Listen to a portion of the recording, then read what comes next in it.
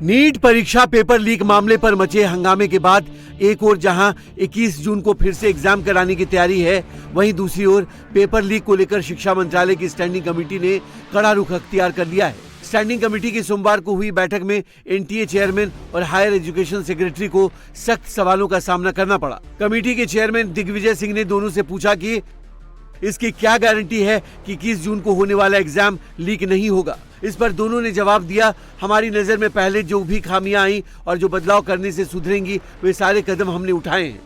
दोबारा एग्जाम के लिए हमको 5 महीने का वक्त लगता है, लेकिन हम 37 दिनों में ही करा रहे हैं। इस पर दिग्विजय सिंह ने कहा कि पहले भी एग्जाम लीक हुआ, तब भी आपने यही कहा था 21 का एग्जाम लीक नहीं होगा, क्या इसकी गारंटी लेंगे? इस पर बैठक में मौजूद रविशंकर प्रसाद ने भी बात रखी। रविशंकर प्रसाद ने पूछा कि आप लोग कह रहे हैं कि लीक नहीं होगा, तो क्या लिखित में गारंटी देंगे आप दोनों? दिग्विजय सिंह ने अगले साल कंप्यूटर बेस्ड टेस्ट पर भी सवाल किया। उन्होंने कहा कि आज के दौर में हैकिंग आम है, ऐसे में अगले साल होने वाले कंप्यूटर बेस्ड टेस्ट यानी सीबीटी से लीक नहीं होगा, ये कैसे सुनिश्चित करेंगे? इस पर दोनों अधिकारियों ने कहा कि इसके लिए हमने एक विशेष कमेटी का गठन किया है जो 3 महीने में रिपोर्ट देगी। रिपोर्ट आने पर विस्तार से चर्चा कर पाएंगे। बैठक में पेपर लीक के मुद्दे पर सत्ता पक्ष और विपक्ष के सांसद एकजुट रहे। सबने एक सुर में कहा कि ये बच्चों के भविष्य का मामला है, इसलिए ये दलगत राजनीति से ऊपर है। इस मसले पर पूरे सदस्य चाहे किसी पार्टी के हों, हम सब लोग एक मत से,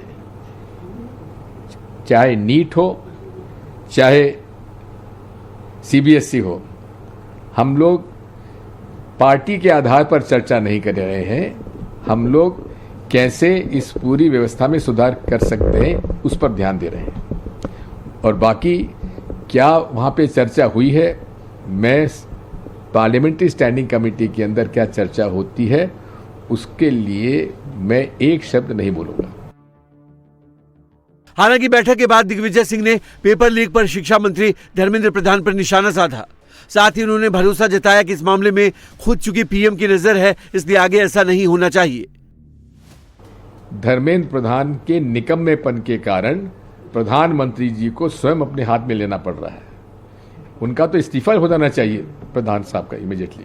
हम लोगों को इस बात का भरोसा है कि जब प्रधानमंत्री स्वयं ने ले लिया है तो उसमें सब पूरी तरीके से इस सफलता से किया जाएगा। हम उम्मीद करते हैं अगर इसमें भी लीक हो गया तो फिर तो हद ही हो गई।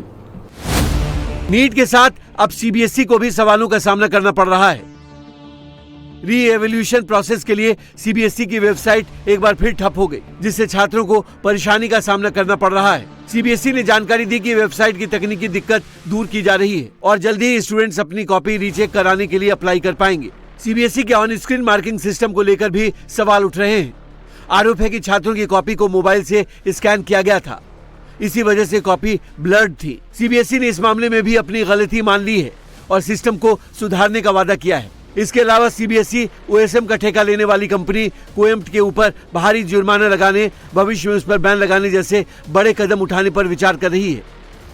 दरअसल एथिकल हैकर्स ने छात्रों की कॉपी को पब्लिक डोमेन में लाकर इस मामले को उजागर किया, जिस पर सीबीएसई अपने सिस्टम में सुधार की बात कह रही है।